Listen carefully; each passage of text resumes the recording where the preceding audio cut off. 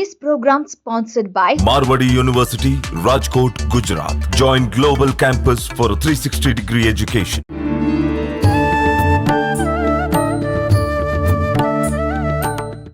నమస్కారం, welcome to I dream ధర్మ మార్గం కార్యక్రమానికి స్వాగతం. నేను మీ విజేత. ప్రస్తుతం మనతో పాటు ఉన్నారు జ్యోతిష వాస్తు పండితులు, లలిత ఉపాసకులు శ్రీ శ్రీ శ్రీ నానాజీ పట్నాయక్ గారు. ఇప్పుడు వారితో మాట్లాడి మరిన్ని విషయాలు తెలుసుకుందాం. నమస్కారం గురుగారు. శ్రీమాత్రే నమః. గురుగారు, ప్రత్యేకంగా శ్రావణ మంగళవారాల్లో పూజ చేయటం వల్ల కుజుడికి సంబంధించిన దోషాలతో చాలా మంది ఇబ్బందులు పడుతుంటారు.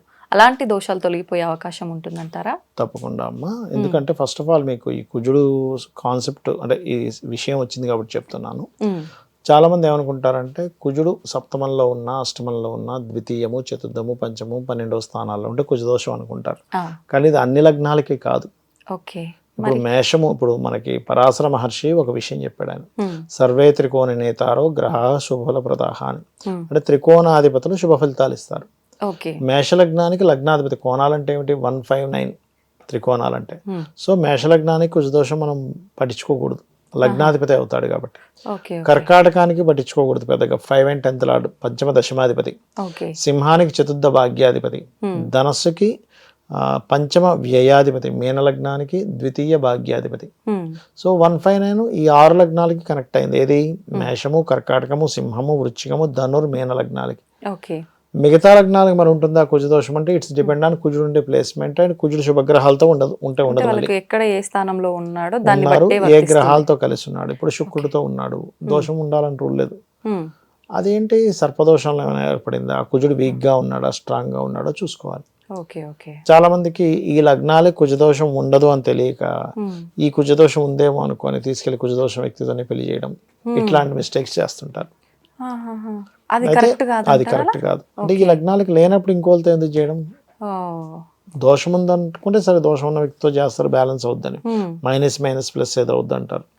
సరే, అయితే వీటన్నిటికంటే ముఖ్యంగా కుజుడు ప్రతిసారి వివాహం మీదే ఎఫెక్ట్ చూపిస్తాడు అనుకునేది ఫస్ట్ మర్చిపోవాలి.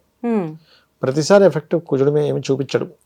ఇక లగ్నానికి పాడయ్యాడు అనుకోండి, మనిషి శరీరానికి చూపిస్తాడు. అంటే అతనికి దెబ్బలు తగలడం, హీట్ పెరగడం, బాడీలో హీట్ పెరగడం, ఎప్పుడు ఏదో వీక్గా ఉండడం. పాడైతే కనుక స్ట్రాంగ్గా ఉంటే మళ్ళీ స్ట్రాంగ్గా ఉంటాడు వ్యక్తి, ఆ వ్యక్తి అంటే జిమ్ బాడీ అట్లా ఉంటారు. సెకండ్ హౌస్ పాడైంది అనుకోండి, అప్పుడు ఏంటంటే కుజుడు ఫైనాన్స్ మీద ఇస్తాడు ఇబ్బంది. ఫైనాన్స్ వల్ల ఇంట్లో కుటుంబ సభ్యులతో గొడవలు. థర్డ్ హౌస్ లో పాడేయాడు అనుకోండి, అనవసరమైన కోపతాపాలు, అనవసరమైన గొడవల వల్ల ఇస్తాడు అక్కడ. ఫోర్త్ హౌస్ లో పాడేయాడు అనుకోండి, అప్పుడు ప్రాపర్టీస్ మీద, అంటే ఏదో ల్యాండ్ కొనుక్కోవడము, ఆ ల్యాండ్ ఏదో కబ్జా, లేకపోతే ఏదో గొడవల్లో ఉన్న ల్యాండ్ కొనుక్కోవడం వల్ల ఇబ్బంది రావడం. పంచమంలో కుజుడు పాడేయాడు అనుకోండి, అప్పుడు సంతానం మాటిమాటికి అబాషన్స్ అవ్వడం, లేకపోతే సంతానానికి ఎక్కువ దెబ్బలు తగలడం, యాక్సిడెంట్స్ అవ్వడం, సంతానంతో గొడవలు ఉండడం, అలా ఇస్తాడు. 6th హౌస్ లో కుజుడు ఉన్నాడు అనుకోండి, ఎవరికైనా అంటే బాగున్నాడు అనుకోండి, శత్రువు వాళ్ళ ముందు నిలబడలేడు ఆ 6th హౌస్ లో కుజుడు ఉన్న వ్యక్తి మీద. 6వ స్థానంలో ఎవరికైనా కుజుడు ఉంటే ఆ వ్యక్తితో మనం శత్రుత్వం పెట్టుకోకూడదు కూడా. పెట్టుకుంటే మనకు నష్టం, శత్రునాశనం అన్నమాట. అంటే వాళ్ళకి ఫేవర్ గా జరుగుతుంది. 7th హౌస్ లో కుజుడు పాడైతే అప్పుడు వివాహం మీద చూపిస్తాడు ఎఫెక్ట్. 7th హౌస్ కానీ 12th హౌస్ కానీ ఉంటాయి. 7th హౌస్ అయితే వివాహం అవ్వడానికి కష్టం ఇస్తాడు, 12th హౌస్ లో అయితే వివాహం తర్వాత గొడవలు ఇస్తాడు. ఓన్లీ 7-12 హౌసెస్ చూసుకోవాలి. అష్టమంలో పాడయ్యాడు అనుకోండి, యాక్సిడెంట్స్ ఇస్తాడు. 9th హౌస్ లో పాడయ్యాడు అనుకోండి, మాస్టర్స్ తో కొంత ఇబ్బంది. అంటే వీళ్ళు ఎట్లా అంటే మాస్టర్స్నే ఒక్కోసారి అమ్మో అన్నట్టు భయపడుతుంటారు మాస్టర్స్. నిన్న నైట్ కూడా ఒక జాతకం చెప్పాను, మీకు కావాలంటే వినిపిస్తా. 9th కనెక్టివిటీ వచ్చిన కుజుడు ఆ జాతకం. అసలు ఆ అమ్మాయి ఏంటంటే అసలు మాస్టర్ అంటేనే ఒక భయంగా ఉండేటువంటి స్థితి. ఆ జాతకం చూడంగానే కనబడింది, మీకు కావాలంటే ఇప్పుడు ఒక సెకండ్ వినిపిస్తాను కావాలంటే. అట్లా అయితే అది ఏ భావాన్ని కుజుడు పాడు చేస్తున్నాడు అనేది కావాలి మనకి. ఒక రకమైన భయము, ఒక రకమైన ఫీలింగ్ ఇస్తూ ఉంటాడు. 10th హౌస్ కుజుడు అనుకోండి ఉదాహరణకి, 10th హౌస్ అయితేనేమో అప్పుడు వీళ్ళకి పాడైతే బాగుంటే మళ్ళీ వీళ్ళ ఆఫీస్లో లీడర్ అవుతారు. పాడయ్యాడు అనుకోండి, ఎప్పుడు ఆఫీస్లో ఏదో ఒక గొడవ. 11th అయితే భూముల వల్ల లాభాలు, 12th అయితే ఇందాక నేను చెప్పినట్టుగా వివాహం తర్వాత డిస్టర్బెన్స్. అయితే వీటన్నిటికీ కూడా శ్రావణ మంగళవారాలు చేసేటువంటి మంగళగౌరి వ్రతం కానివ్వండి, స్కందుని ఆరాధన కానివ్వండి, శ్రావణ మాసంలో ఓం స్కందాయ నమః అనే మంత్రం ఎవరైతే చేస్తారో రెగ్యులర్గా వాళ్ళకి కుజదోష సంబంధించిన పోతుంది. ఓకే ఓకే, అంటే ప్రత్యేకించి పూజా విధానం అదంతా ఏం అవసరం లేదా, మంత్రం ఒక్కటే మంత్రం సరిపోతుందా? సరిపోతుంది, పూజ మీరు చేయొచ్చమ్మా. పూజ అంటే ఏంటంటే మీరు ఇంట్లో చక్కగా అలంకరణ చేసుకొని గణపతి పూజ, అమ్మవారికి సంబంధించిన మంగళగౌరికి సంబంధించిన అష్టోత్తరాలు చేసుకోవడం, ఓకే ఓకే. వాయినాలు ఇవ్వడము, పసుపు ముద్దను పెట్టుకొని చేస్తారు మంగళగౌరి వ్రతం అంటారు. అంటే మంగళములు ఇస్తుంది, మీకు శుభములు ఇస్తుంది మంగళగౌరి వ్రతం చేస్తే.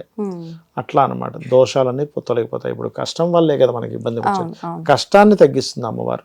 ఓకే, ఆ రకంగా అన్నమాట.